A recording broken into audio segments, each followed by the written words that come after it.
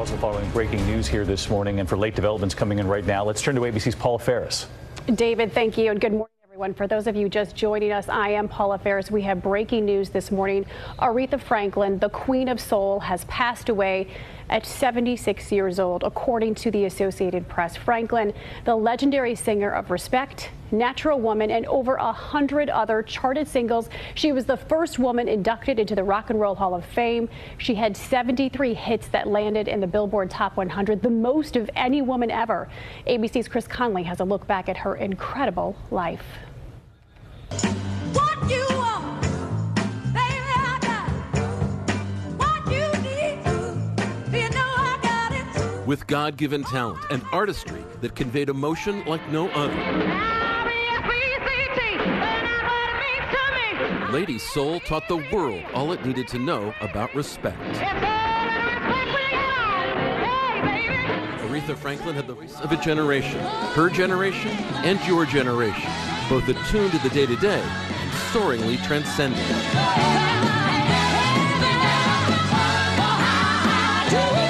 I think that what she did was allow emotional extravagance to be okay.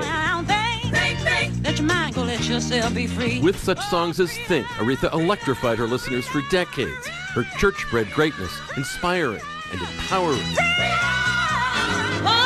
First heard on record at 14 years of age in 1956, singing gospel.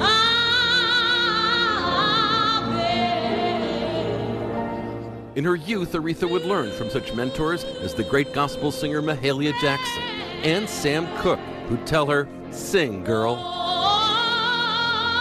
Her pop breakthrough came in early 1967 with I Never Loved a Man the Way That I Love You, setting off a series of monumental hits through 1968, among them Chain of Fools.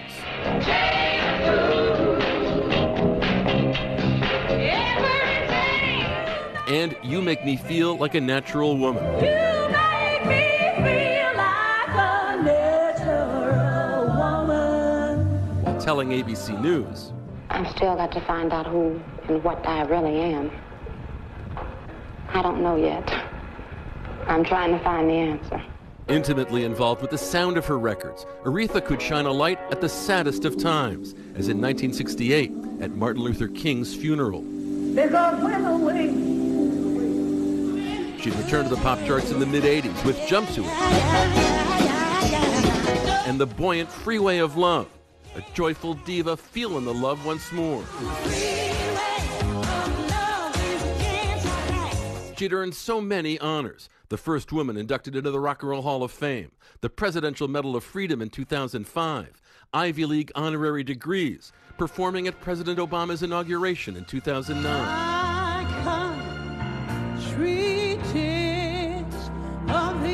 Then, in 2015, at the Kennedy Center Honors.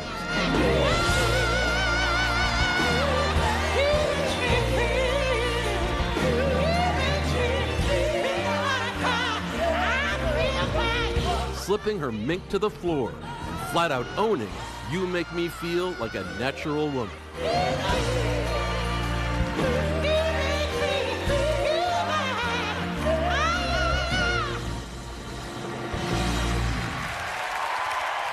God-given talent indeed. We are going to return to regular programming in parts of the country. That is GMA. We'll have much more on World News tonight.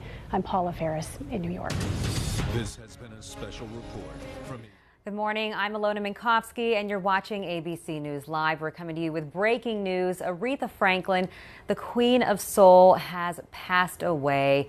We've been hearing so many reports for the last couple of days that she had been sick, gravely ill, and that a lot of friends were coming to her bedside to come pay their respects. And so now the reports out this morning are that the Queen of Soul has passed away. And we're going to our local affiliate in Detroit now to see more about the amazing singer and her life.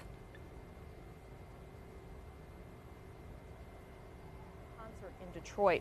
While she may have passed, Aretha Franklin will always have the key to our hearts. That is certainly a very true statement. And we do have a bit more now on Aretha Franklin and the legacy that she leaves behind in Detroit. She captivated Ford Field back in 2006 when she sang the national anthem at the Super Bowl. But before she did that, Aretha sat down with our Diana Lewis for an interview. She stunningly sang without warming up and mesmerized Deanna and our entire crew. I'd like for you to just give me a little something. Can we just hear Aretha Franklin, just a little of the national anthem, a spiritual, whatever you would love to just treat Oh Lord, our it's so audience early. with. I don't know what my voice sounds like really. I usually warm up before I sing. Better than anyone in the world I can think of. What?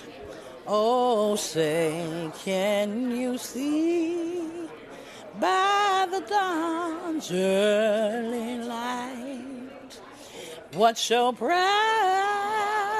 we hailed at the twilight's last gleaming? Ooh, right on, my sister. Thank you. God bless you. God bless you. Thank you so much. My pleasure. Wow, what a moment. Aretha Franklin, always so amazing on stage and off. Detroit would not be the same without our Queen of Soul. Again, if you're just... We're back here now with ABC News Live. I'm Alona Minkowski, and we're covering the breaking news of Aretha Franklin's death.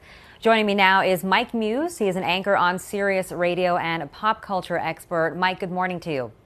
Hey, good morning. Of course, devastating news here that the Queen of Soul has died. Talk to us about what this woman meant for the world of music. She meant so many things for the world of music. In particular, Aretha Franklin was the first female to ever have over 100 Billboard titles on the Billboard charts. Aretha Franklin has given us such great music and soundtracks. She provided the great soundtrack from the iconic movie Sparkle that was remade by the great late Whitney Houston. Aretha Franklin was also the first female inducted into the Rock and Roll Hall of Fame. And what was interesting about Aretha Franklin, too, as well, is that we've known her for performing these mesmerizing renditions at President Obama's and other inaugurations. But what's interesting about that, though, was Aretha Franklin's always had a tie to politics. And Aretha Franklin was always known to be singing with the late, great Reverend Dr. Martin Luther King Jr.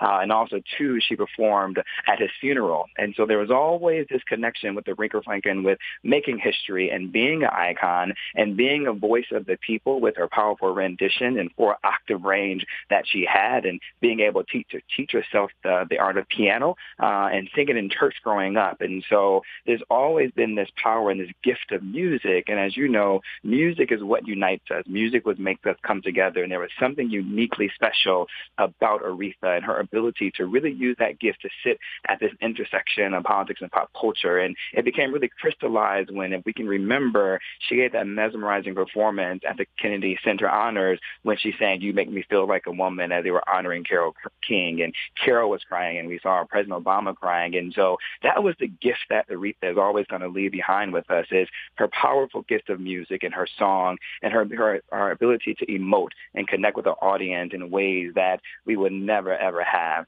with us in our generation. Yeah, the strength of that voice, one that is recognizable the entire world over, is something that, it will stay with everyone. I think it gives everyone goosebumps anytime an Aretha Franklin song comes on. And as you mentioned, so many milestones hit in her career, 18 Grammys, the first woman in the Rock and Roll Hall of Fame. She was gifted the Presidential Medal of Freedom. She performed at Obama's first inauguration as well as President Clinton's inauguration. But this tie to politics that you talk about, obviously she had a background in the church through her father. How did that connection come in, especially when we talk about Dr. Martin Luther King Jr.? Well, it's interesting because a lot of the great singers within the African American community always got their start within the church. And there's something to be said about the connective tissue of getting your start in the church and singing. Whitney Houston, another one of the late greats, got her start in the church. There's a notion with Aretha Franklin being a father and being a reverend, and so naturally she was drawn towards the church and through preaching. And when you really think about it, the civil rights movement really got its start within the church. The church kept the spirit, the civil rights movement going, and the civil rights movement energized through the soundtrack and the singing of hymns to really keep the protesters' spirits and morales up. And so it may from the outside seem unusual, but when you really begin to think about it, it was just such a natural progression for her to be able to partner with Dr. Martin Luther King and to feel comfortable in that space and to really send that rendition going. And we really think about where she comes from in the city of Detroit. There's this statue in the city of this man that represents the spirit of Detroit and this fighting tenacity of Detroit. And that is Detroit at its finest. Detroit is a fighting city. Detroit is a strong city. Detroit is a city that was built on the backs of blue collars. And Detroit was a city that was built really through the black population. And so that spirit of RESPECT really is what that comes from when she sings that rendition. It comes from the spirit of the civil rights movement. It comes from the spirit of the citizens of Detroit, Michigan. And it comes from being within that church and that grandiose of these bishops and these preachers preaching on Sundays and getting the crowd stirred through words. And so she was able to do that through song and through lyrics. And by that way, really helped carry the civil rights movement much further along. And that also, too, be part of her legacy. And Mike, stay with us. I also just want to bring in Chris Connolly. He is ABC's entertainment reporter. So, Chris, thank you for joining us. And talk to us a little bit about what we do know when it comes to the circumstances surrounding Aretha Franklin's death. It seems like she was very private in her life, and only in the last couple of days were we having reports come out that she was gravely ill. Yeah, I think throughout her life, she always tried to make sure that the focus was on the music and not so much on her personal life. And I think the last few days of her life indicate that that was the case as well. I'm sure in the days to come, we'll learn more about the last few days of her life. Certainly there were many questions about what her conditions were in the last few years. She seemed to have battled a number of medical situations and parried away attempts by interested journalists to find out more about what was going on with her. But, by the standards of the music business, it is an epic life and one filled with great achievement and certainly a moment for us to look back and marvel at everything she was able to accomplish. And even in the last few days, when news was coming out that she was gravely ill, we saw an outpouring of support on social media from Beyonce and Jay-Z at their concert that they were giving in Detroit. We heard that Stevie Wonder and others were going to visit her in Detroit to be by her side and to really pay their respects. What else have we been hearing from people when they just talk about what Aretha Franklin has meant to them, how she's influenced and touched them with her music? She's a foundational figure in popular music of the last 75 years. You would say, I think it's possible to say that after Frank Sinatra, she is the most influential singer of that period. There are so many people who listened to her and wanted to be like her.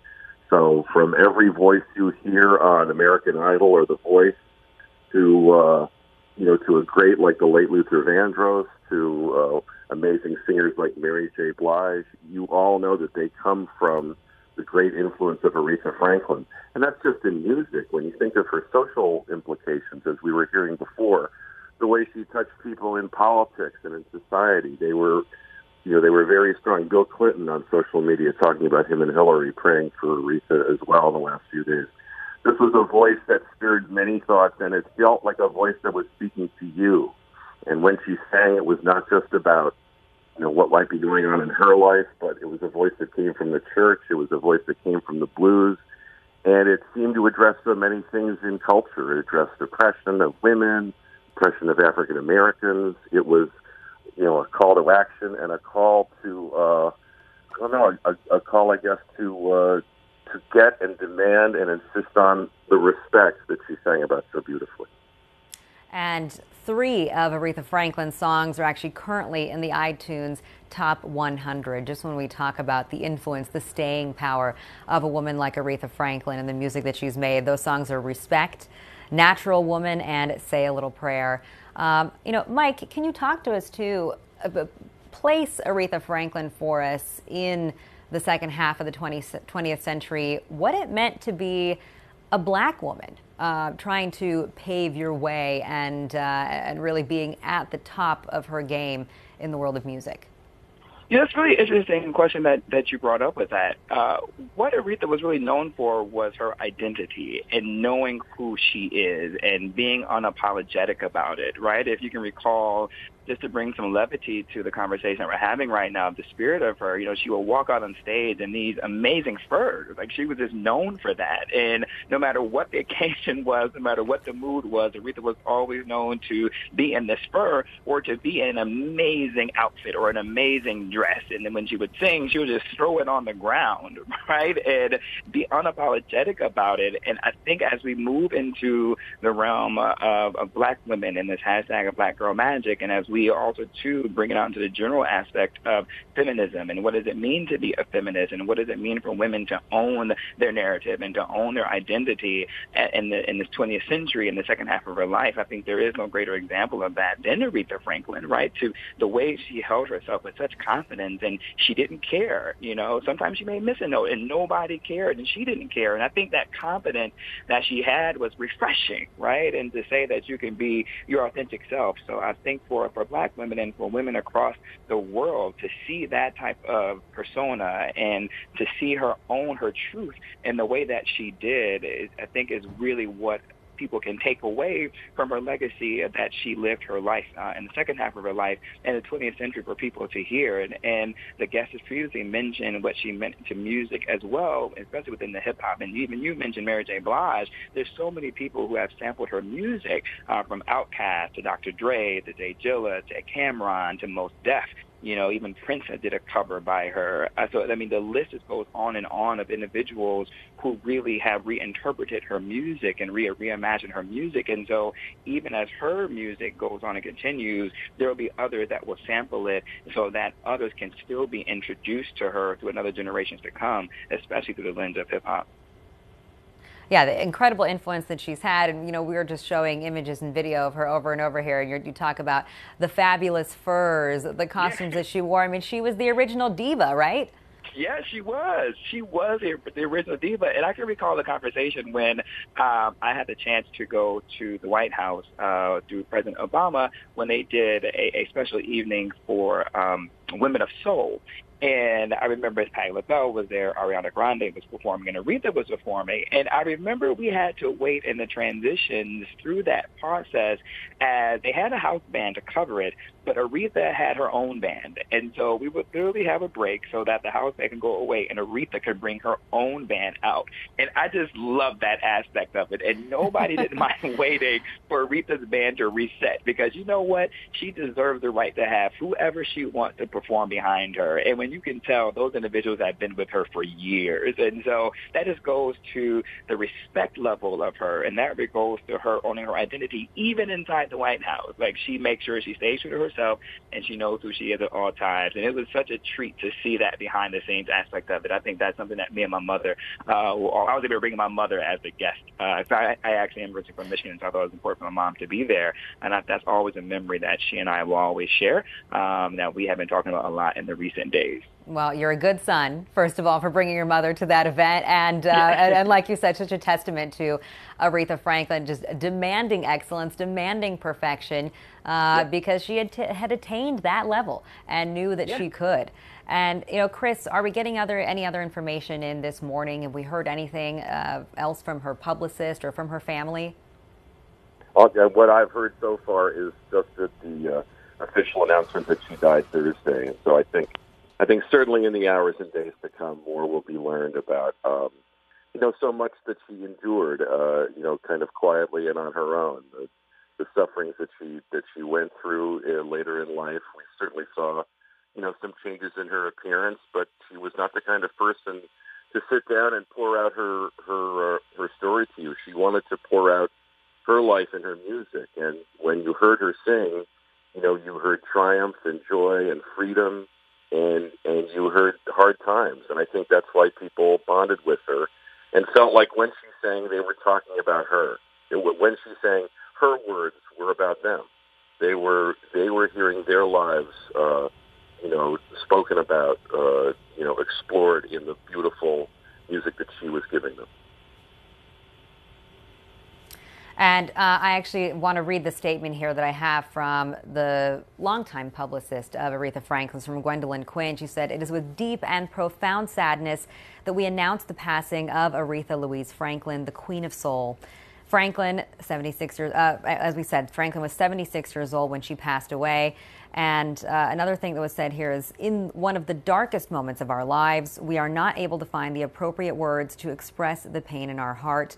We have lost the matriarch and the rock of our family. The love she had for her children, grandchildren, nieces, nephews, and cousins knew no bounds. And we have been deeply touched by the incredible outpouring of love and support that we have received from close friends, supporters, and fans all around the world. Thank you for your compassion and prayers. We have felt your love for Aretha, and it brings us comfort to know that her legacy will live on. As we grieve, we ask that you respect our privacy during this difficult time. And so that, of course, was the statement put out by Aretha Franklin's publicist, and that's a statement issued by her family, though, and she was surrounded by family and loved ones when she passed at her home in Detroit. That's what we're being told. Again, Mike, as we just talk about Aretha Franklin and the influence that she had, how else do you see? You mentioned Mary J. Blige. You mentioned people sampling her music. What's the next stage for Aretha Franklin and kind of the impact that she had? I think one of the good impacts of, as we begin to celebrate her life and celebrate her legacy, and as we really begin to look back on all the things that she's accomplished, I'm curious to see who is going to emerge as this next round of iterations of powerful singers using their voice for good, right? I'm thinking about that moment when Aretha Franklin decided to name her, I think it was her 20th album in the 20s, To Be Young, Gifted, and Black, after being so moved by Nina Simone's rendition of To Be Young, Gifted, and Black. And that shows, again, the connection or correlation between Nina Simone, another individual who used her voice for change and to use her voice to push through narratives of justice and equal rights and civil rights. And then Aretha took on that torch, if you will, and celebrated Nina by naming her album after that. And so I'm looking and curious to see what's going to be the next iteration of that. My guess is that going to come from Andra Day. Andra Day has this unique, powerful voice, such as an Aretha Franklin. And so far, Andra Day has been using narratives of social justice and change and singing for good and singing narratives and songs for good. And so I'm going to be curious to watch this next group of generation of powerful vocalists who recognize responsibility of their gift and also, too, recognize responsibility of their platform. I think today's artists are becoming more aware of their platform and willing to use it for good. That has been created through social media and has been created through the attention they get on television and through the airwaves. And so I think this is going to be a reminder that you do have a responsibility with your voice and with your gift and with your platform to advocate for change, no matter what that change is, whether that change for feminist movement, whether that change is for the LGBTQAI community, or whether that change is for the African American community, or whatever community identity politics you represent. How do you use your voice for that? And I think we're going to learn so much more because, as Chris has mentioned, she has such an incredible discography and body of work for us to look at, to listen to. But as you mentioned too as well, the visuals. There's something about the power of visuals, right? And as you scroll the B-roll of her dresses and her outfits, but we also too see her in these positions and spaces of power, right? When you're on the Capitol Hill singing for President Obama and singing for President Clinton, and when you are singing for the White House, that's televised by PBS, when you're singing at the Kennedy Center, you see her in places and spaces, and when you see her next to the Reverend Martin Luther King, you can't help but be moved and to recognize the influence that she was able to yield and not ask yourself, what can I do as well? And so I think that is going to be something that we're going to unpack in the days and months and hopefully years to come of this great legacy, because her music is going to live on. It's timeless. It's classic. Her identity, the diva, is going to live on in her. So I think that is going to be something that's going to be the takeaway. And that's actually something I'm going to be watching for, is who has next. And I just want to reiterate here, I have a statement from the Recording Academy about Aretha Franklin's passing.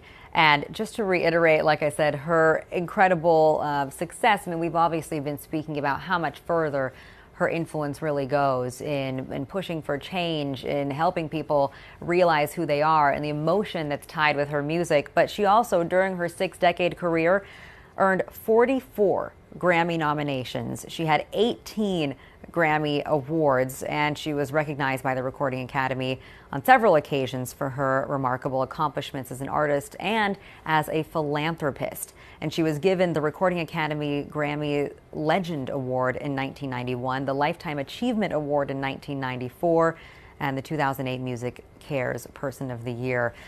So that statement there from Neil Portnow, the president of the Recording Academy, says that her distinctive sound, her unforgettable recordings, and giving spirit will continue to be celebrated worldwide.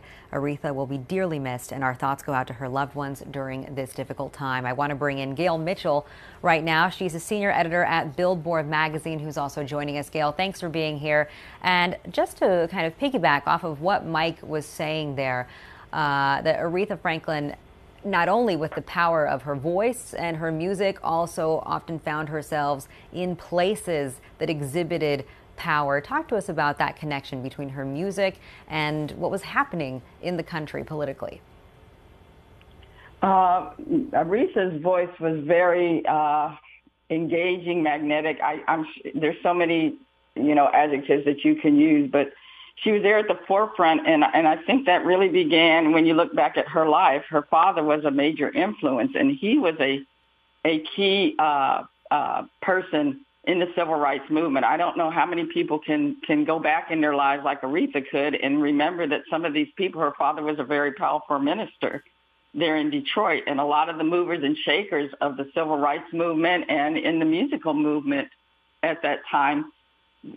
Growing up, she could go downstairs and they'd be sitting in her house with her dad talking about different things.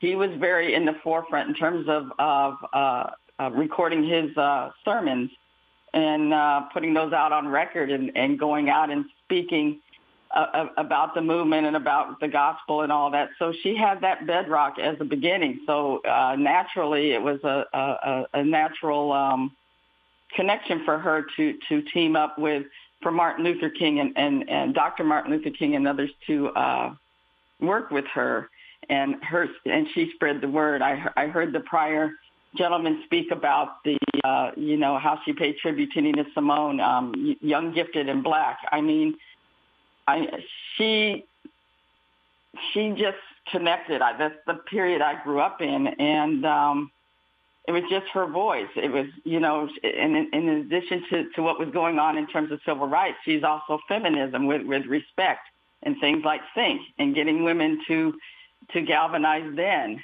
and look at how they were being treated and how they wanted to be treated and having a say-so in it, no longer sitting back and not saying anything and just taking the status quo.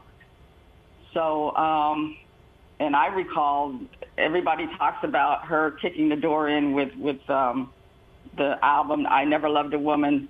I Never Loved a Man. I'm so sorry. The Way I Loved You and that particular album, which had Respect and all of those breakthrough songs on there. But as I was growing up, I remember her first album from Columbia, and you could just hear the command of her voice then when they thought she was going to be a jazz singer. I think it's Aretha with the Ray Bryant Trio on Columbia.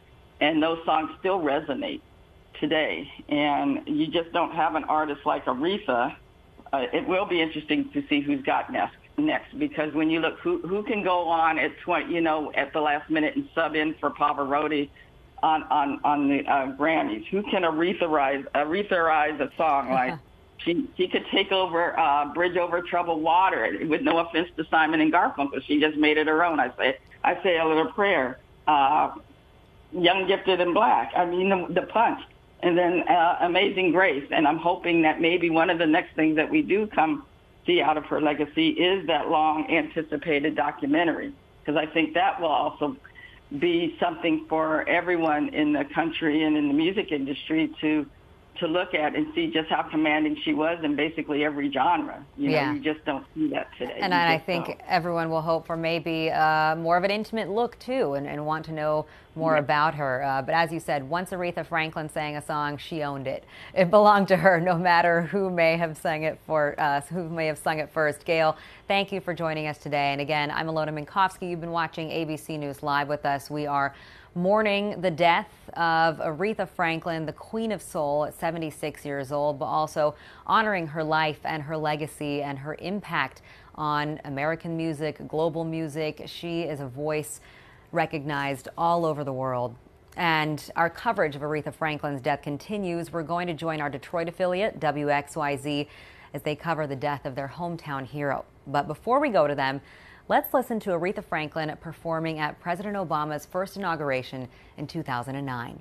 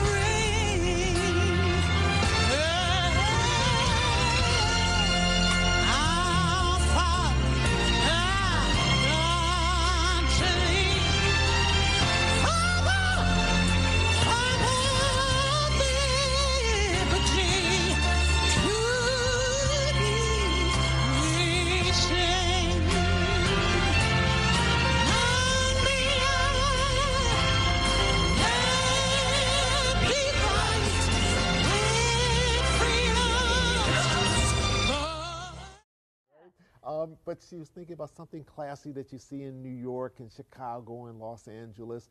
And so she wanted to see if I could put her in touch with who was then, at that time, the director of the Detroit Economic Growth Corporation, and set up a meeting. And so I was able to give him a call and put them in touch with each other. I don't think it actually worked out for, who knows, any number of reasons.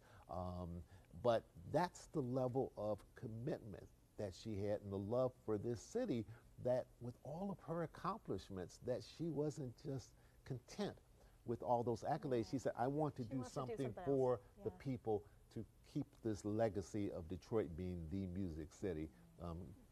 Keep it going. Says so much more about her, too.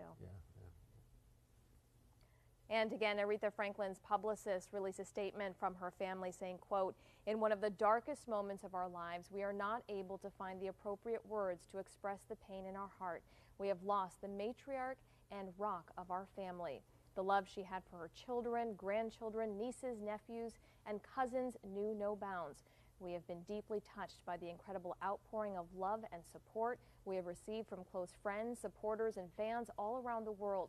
Thank you for your compassion and your prayers. We have felt your love for Aretha, and it brings us comfort to know that her legacy will live on as we grieve. We ask that you respect our privacy during this difficult time. Yeah. Powerful words. For sure. Ken Coleman is a Detroiter. He's on the phone joining us now. Ken Coleman has a love of history for this town, and particularly African American history. He has written several books.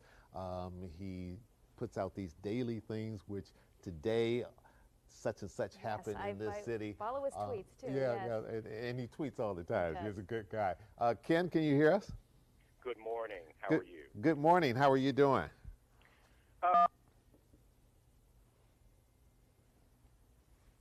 Ken, are you there? I think we may have just lost Ken. America, but the world loved her too. Yeah.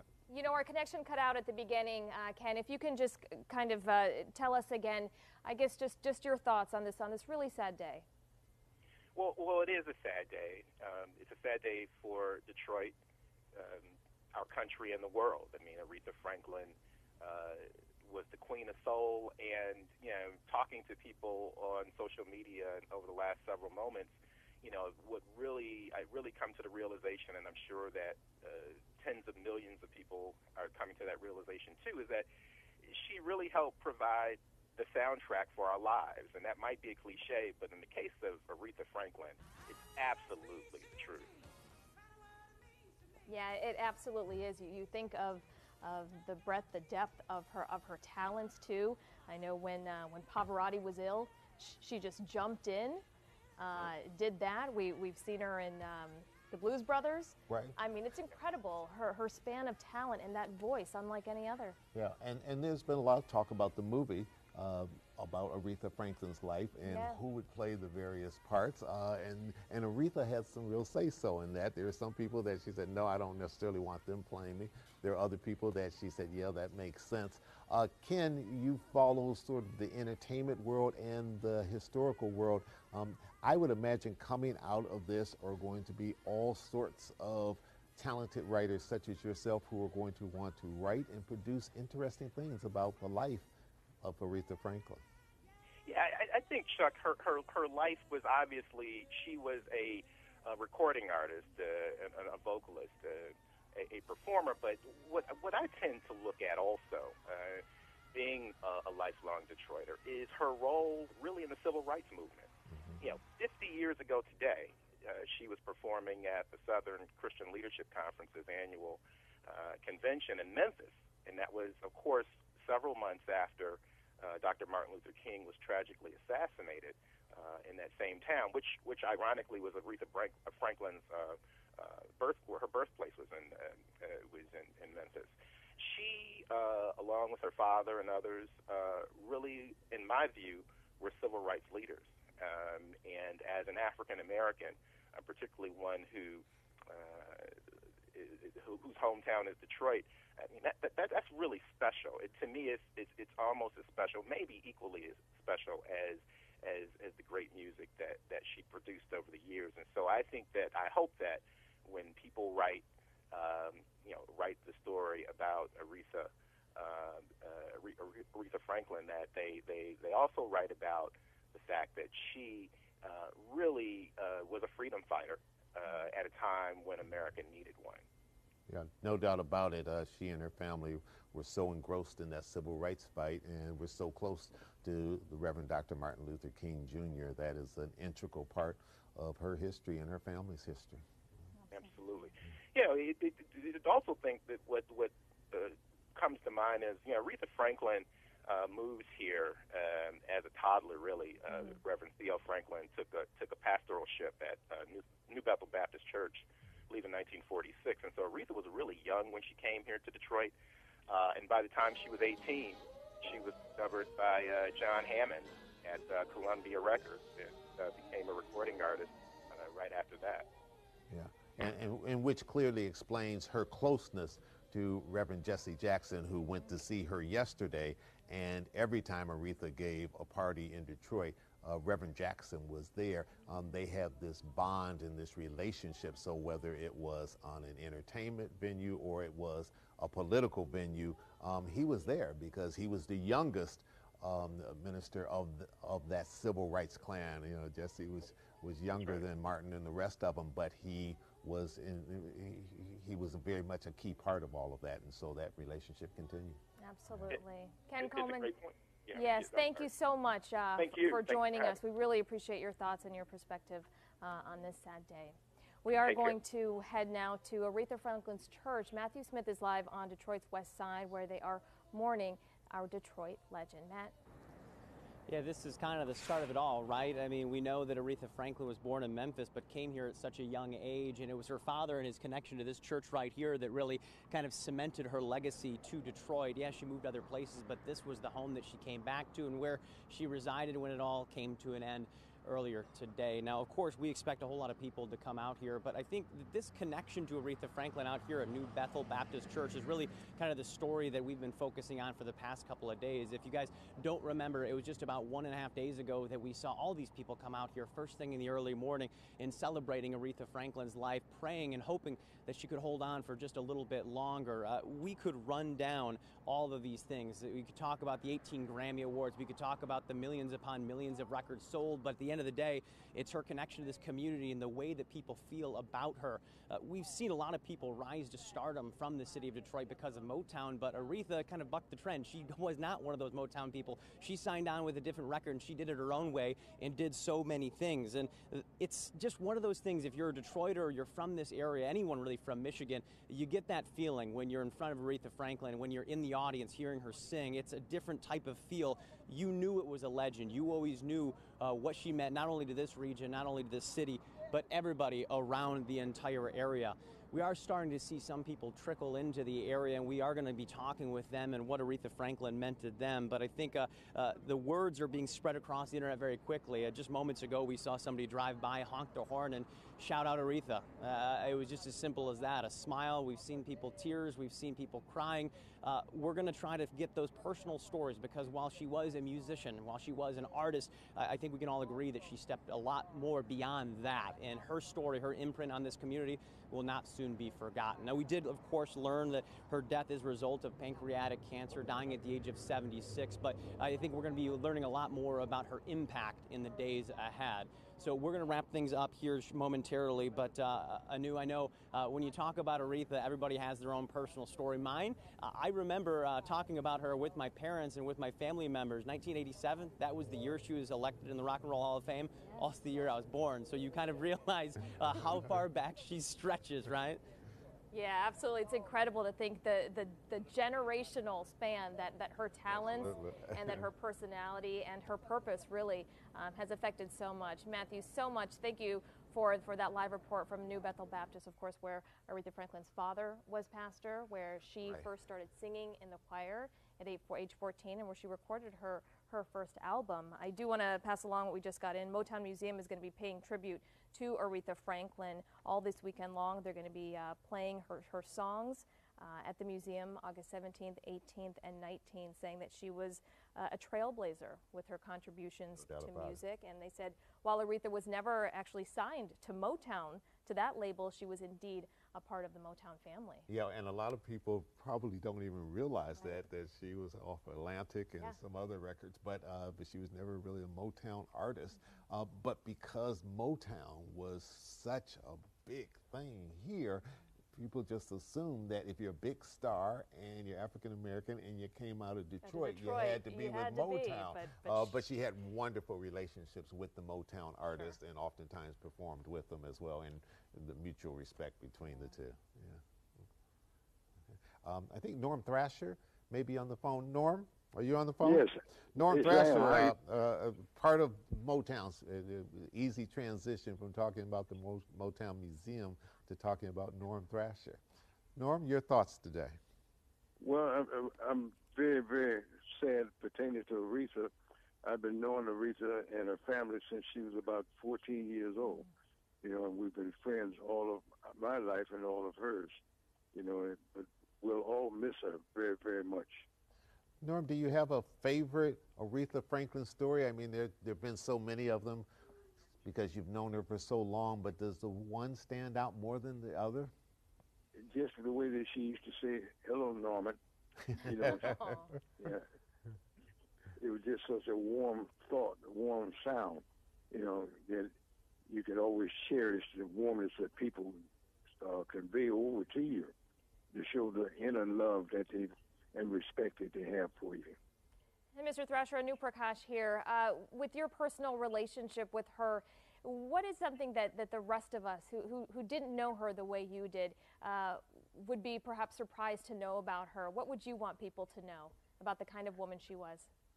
That she was just a very kind, warm, understanding lady, you know, that understood life and people, you know, and I never saw her angry. You know, I always saw her smiling and talking warm and kind to everybody. So that kind of a person, to me, she is love and energy to anybody that she would meet, and she shared that with me. Mr. Thrasher, she was also a perfectionist in terms of her craft. How did you see that manifest itself, whether she was practicing for a particular show or performing in itself? That in her playing the piano, any note that she would hit on the piano, she could hit it with her voice. You know, any note that she would play, you know, when you hear a song and you hear a sound, a note in your head, and you can reach that, that's perfection. And she had that. You know, think about that voice, and you mentioned the piano, the fact that she learned to play that on her own. Right. Yes, yes, yes. Wonderful talent. Wonderful talent. And Mr. Thrasher, what would you say to all of the people who are just really sad today, thinking about the loss of the Queen? Well, one of the things, you know, think about the love and the kindness that she had for people in the world.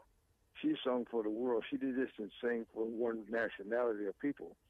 She sung for the whole world. Anybody that had a problem, and she had a song to fit that particular problem. So anybody that would listen to Aretha, even when she sang Amazing Grace, how sweet the sound, that God has blessed everybody to hear her voice that will render tenderness to them in their lives.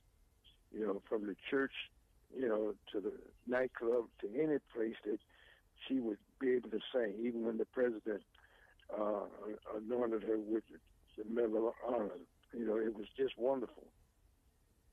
What do you think she got out of entertaining others? I don't mean just on the stage, but she loved having people, whether it was in her home or if she held a particular event at the DAC or anywhere else in this town or other towns.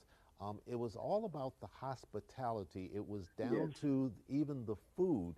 She wanted to make sure that people enjoyed the entire experience. Is that your remembrance of her? Yes, that's true. I remember the last birthday party that I went. Joe Frazier and Darren Holmes were there, and she treated us just like I was a movie star, like I was a boxer. You know, she treated me just as well as she treated everybody else. Everybody that she invited to her home, they were their home. They became their home while they were there. She was just a lovely, lovely, lovely person. Absolutely. Mr. Thrasher, thank you so much for joining us. We appreciate your thoughts today. Thank you. Thank you very much. God continue to bless you. Thank you, and same to you. Thank you. You as well. And Jennifer Ann Wilson is in the newsroom right now looking at some tweets from celebrities responding to this devastating loss. And I know, Jen, you know, for several days now we've been hearing from so many people, fans, celebrities, just wanting Aretha Franklin to know that they were thinking of her, that they were praying for her, and such an outpouring of love for the Queen of Soul.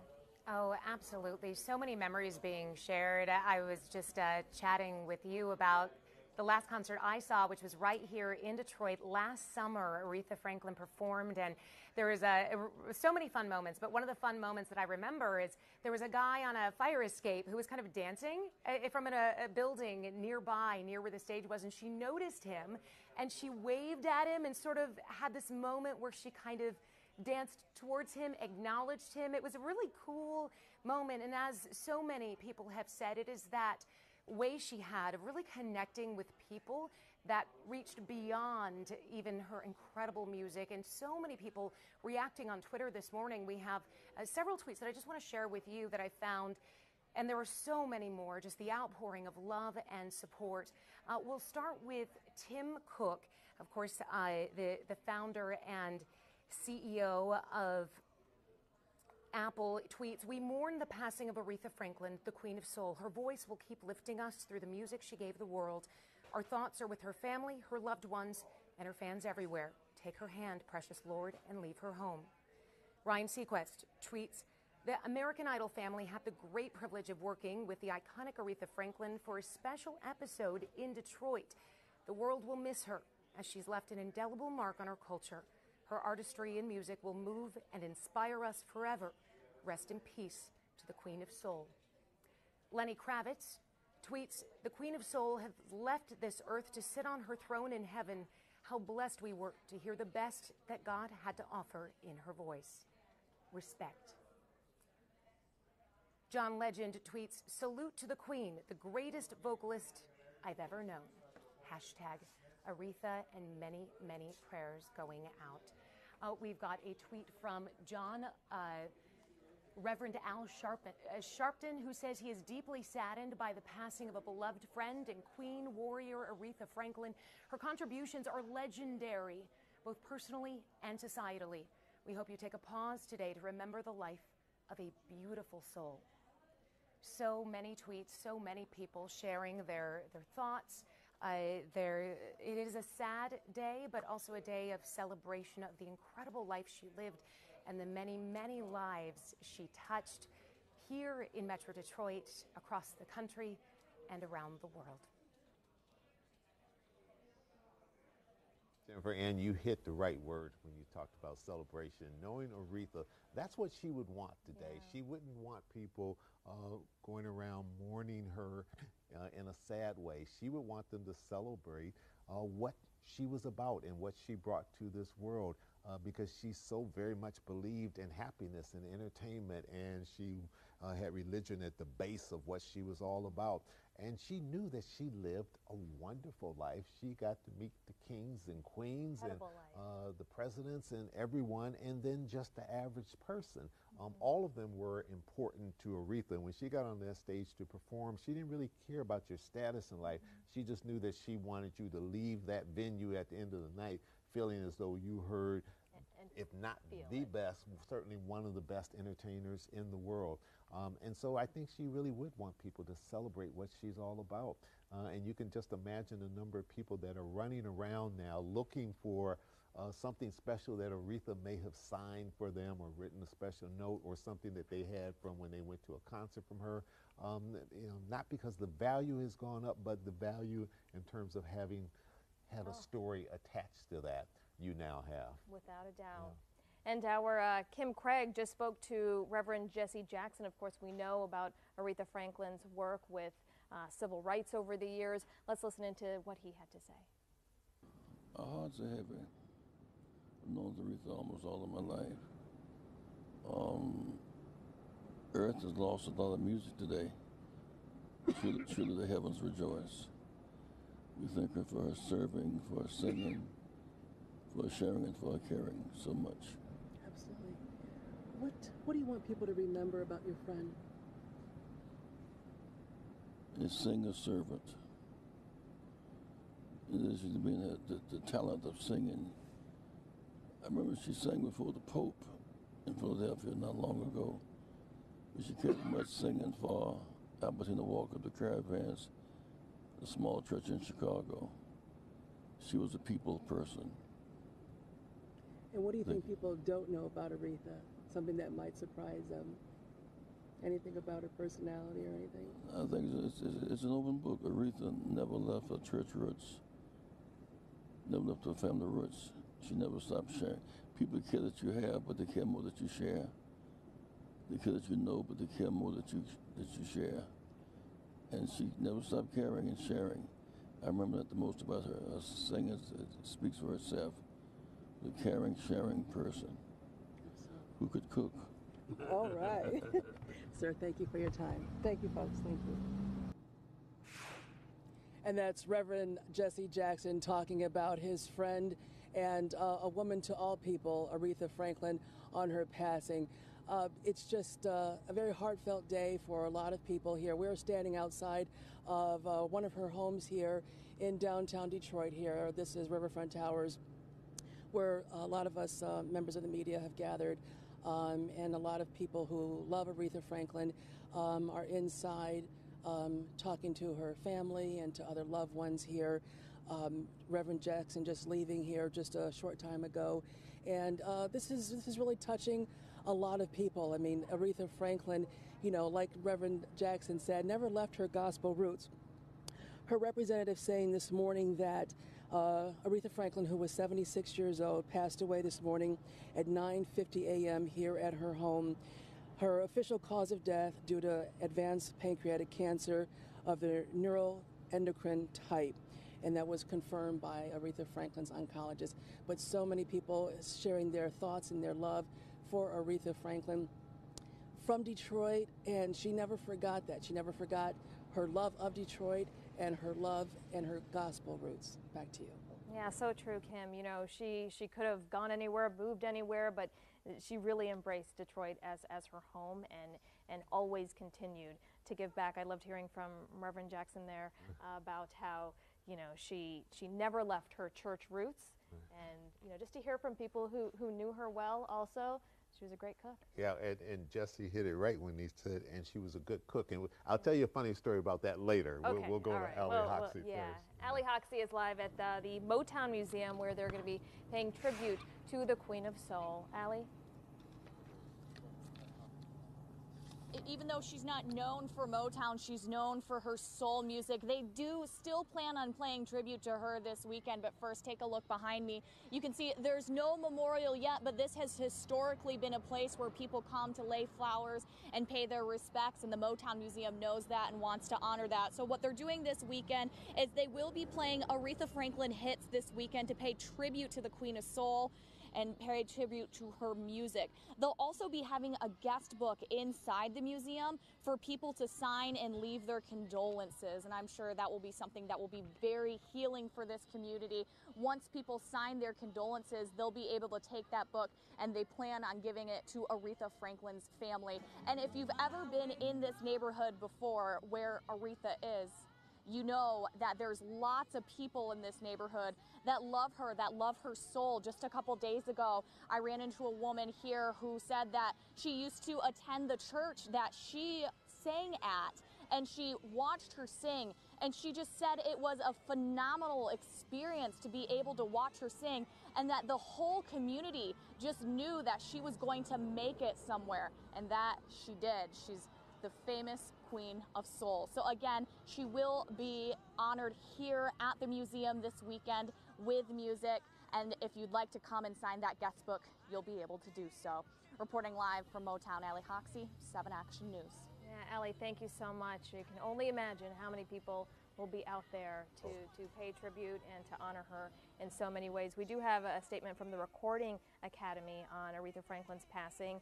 They say that Aretha Franklin was an incomparable artist who came to be recognized as one of the most profound voices in music. Known universally as the Queen of Soul, she solidified her legendary status in the late 60s with chart-topping recordings that included Respect, A Natural Woman, and Think. And during her 6-decade career, 44 Grammy nominations, 18 Grammy Awards, and of course recognized by the Recording Academy on several occasions for her remarkable accomplishments as an artist, and they point out too as a philanthropist as well. Yeah, she gave back. She gave back without a doubt. And what a legacy. What a musical legacy. It's incredible, right? Yeah. Of course, first female to be in the Rock and Roll Hall of Fame too. I mean, the span of her talents just, it's incredible, the range that it had. Oh no, and I can imagine they're over in Cleveland right now, the Rock and Roll Hall of Fame, trying to pull out whatever Aretha memorabilia that they have there and celebrate it right on Lake Erie there, without a doubt. But I teased earlier, and I'll tell you a funny story. Everybody knows, Aretha knows that she loved to cook. And I think the very first Christmas soiree that Trudy and I went to, and this was maybe 20 years or so ago, it was at her house, and at that time she was living in West Bloomfield. And the food was, I mean, it was soul food and everything galore. There were chitlins, and there were greens, and collard greens, turnip greens, there was cornbread. It was all good. And so we were eating all this stuff, and at that particular one, she always had an entertainment group there to perform, and I think at that particular one was the Gap Band in her house. You know, how many people get the Gap Band to come perform in your house? But she came around and she would ask you, how are you doing? How did you enjoy everything? Did you like the food? And then I said, yeah, the food was really good. She said, well, I'm glad you enjoyed it. She said, because I stayed up all night cooking all this. And she wasn't lying. She was telling the truth. She did it. She was over that hot stove cooking chitlins. You know, I love it. But she, you know, and you would see her later on some of the national morning shows, you know, with other famous chefs. getting her particular recipes of how she liked to fix individual meals and recipes. She was an extremely accomplished cook. She liked you eating her food, and she enjoyed eating the food as well. Yeah, she loved her to own do preparation. It. What was it about her, in your experience, that you think may surprise people, or that you would really want people to know? Who never had the opportunity to get to know her the way you did. That she would always ask you how you are doing. It was like she cared about you individually. It wasn't all about her. She realized that you were coming there because you've been invited to her event. But she would always turn it inward and want to know how you're doing. And in my case, she would ask, how my father was doing when he was alive and those things. She just wanted that connection. She appreciated history, and particularly African American history and African American leaders. That was important because that's something she was raised with. That influenced that civil rights movement. Yeah, without a doubt. And her music, her work, her entire life just transcended cultures and all across the globe. I want to share some of these tweets from some celebrities. Hugh Jackman tweeting, "One of the highlights of my career was singing with Aretha Franklin at the Tony Awards. It was an out-of-body experience for me. One of the greatest singers of all time. You will be missed by all." Yeah, we've heard so many people echo those same be coming sentiments. in all day long. Tim Cook there, "We mourn the passing of Aretha Franklin, the Queen of Soul. Her voice will keep lifting us through the music she gave the world. Our thoughts are with her family, her loved ones, and fans everywhere. Take her hand, precious Lord, and lead her home." Ryan Seacrest, "The American Idol family had the great privilege of working with the iconic Aretha Franklin for a special episode in Detroit. The world will miss her as she's left an indelible mark on our culture. Her artistry and music will move and inspire us forever. Rest in peace to the Queen of Soul." Lenny Kravitz, "The Queen of Soul has left this earth to sit on her throne in heaven. How blessed we were to hear the best that God had to offer in her voice. Respect." John Legend saying, "Salute to the Queen, the greatest vocalist I've ever known." Also, Reverend Al Sharpton saying, "Deeply saddened by the passing of a beloved friend and Queen warrior Aretha Franklin. Her contributions are legendary both personally and societally. We hope you take a pause today to remember the life of a beautiful soul." Shonda Rhimes, "Remember when she stepped in last minute for Pavarotti at the Grammys? I remember this, and just shook us all to our core and made us question the universe by singing Nessun Dorma." We played that in the newsroom the other day, and I just had chills. I mean, she stepped in and she handled it. And here's a live picture at Hitsville. Of course, the Motown Museum will be paying tribute to the Queen of Soul, Aretha Franklin. I know we were talking about a lot of people may think that she, signed with Motown. She wasn't part of Motown in that way, but in every other way, with every fiber, she was part of course, our city. No doubt about it, and I would guess that in a very soon period of time, we're going to see some kind of statement from Berry Gordy, of course, who founded Motown. Because the relationship that he had and the respect that he had for her talent and all that she represented to the musical world. Aretha, I'm trying to think now about the tribute and all the people that are obviously involved now in trying to put together this type of tribute to her. And of course, it takes me back to Rosa Parks. Who was probably the last really iconic figure in this town that commanded that type of international respect and attention. And when you put together these type of tributes for them, so I can guarantee you there's some war rooms going on right now trying to figure out they're working hard. Where's it going to be and how are we going to accommodate people that will be coming in from around the world, for her tribute. The father of one of our Channel 7 engineers, Derek Davis, played music with Aretha Franklin, and he's in the newsroom to tell us more about this. What an incredible moment for him, Derek. Yes. First of all, I want to give my condolences to the Franklin family. As a young man, I had the opportunity to actually witness her in the studios as a kid many times. My dad, Maurice Davis, was a local trumpet player, studio musician for Motown, played with a lot of the big bands, and he played behind Aretha, for 30 years. He also had the opportunity, a lot of times he booked the wind section for her when she did local concerts and stuff.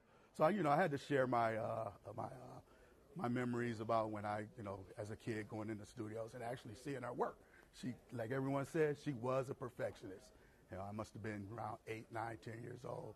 And even as an adult, I had the opportunity to see her once in the studio recording some Christmas songs. And wow, what a person. Very sweet, always pleasant.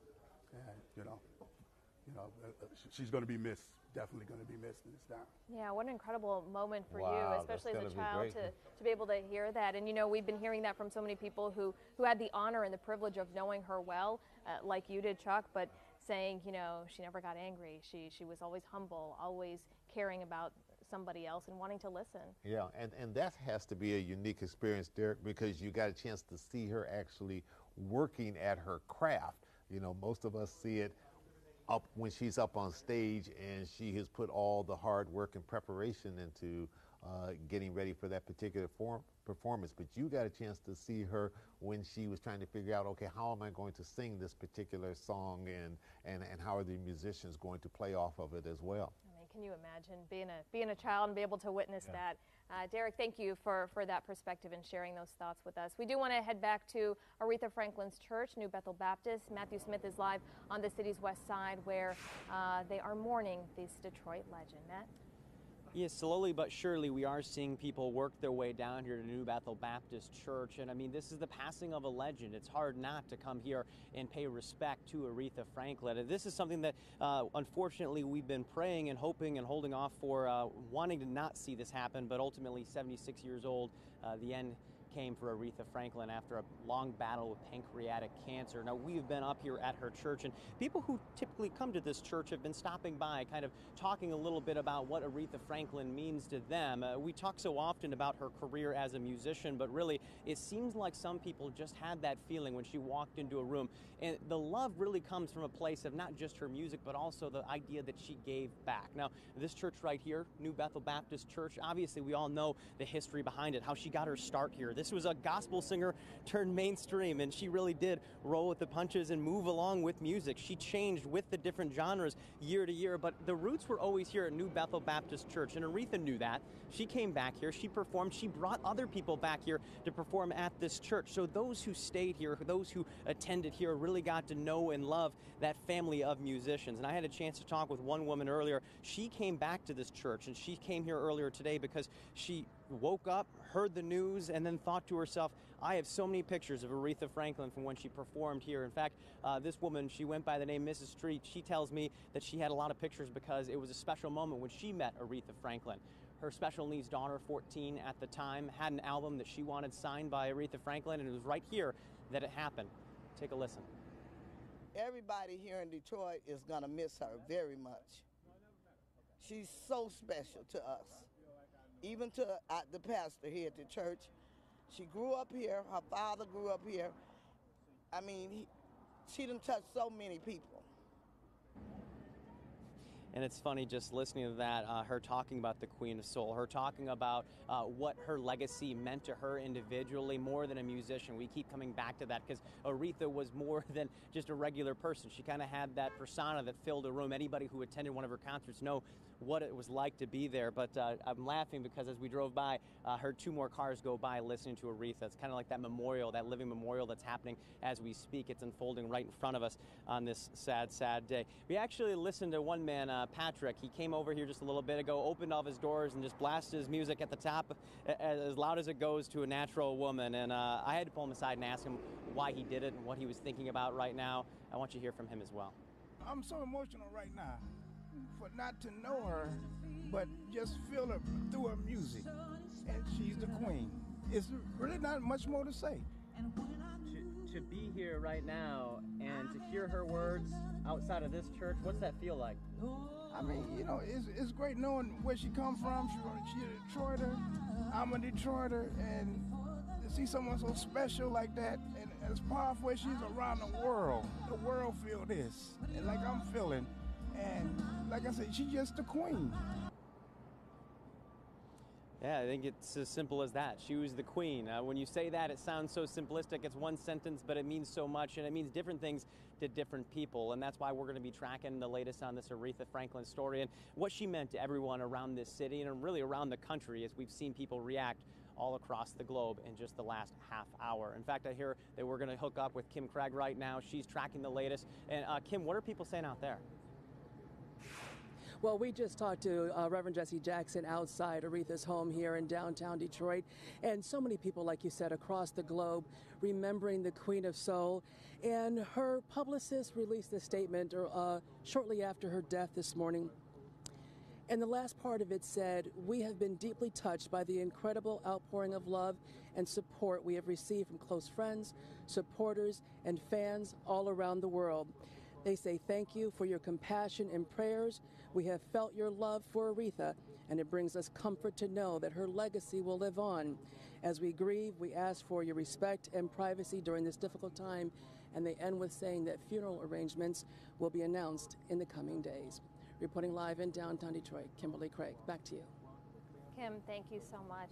During Kim's live shot there, we saw the star on the Hollywood Walk of Fame. You could see that people have already been leaving flowers. You heard in Matt's live shot there, that gentleman just playing her music, and just to hear that voice. I think what you said earlier, you knew her, you know that you feel like she would want us to celebrate her life, what she brought to us, and not be sad?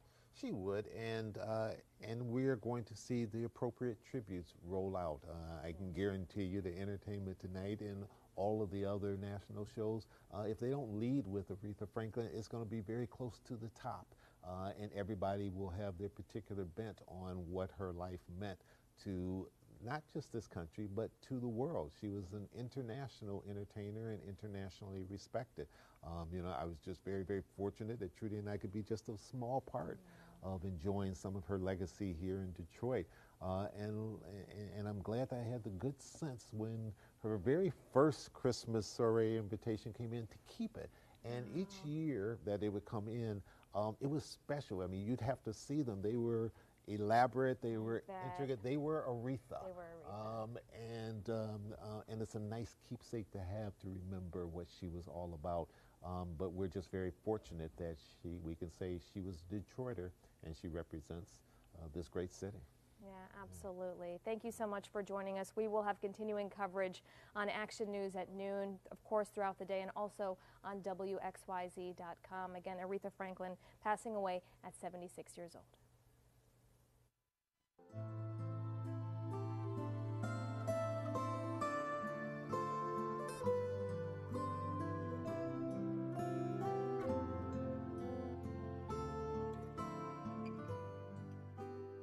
That this is just an affront to the rule of law, that this is not what this country stands for. And these are people that have been practicing immigration law for 20 years.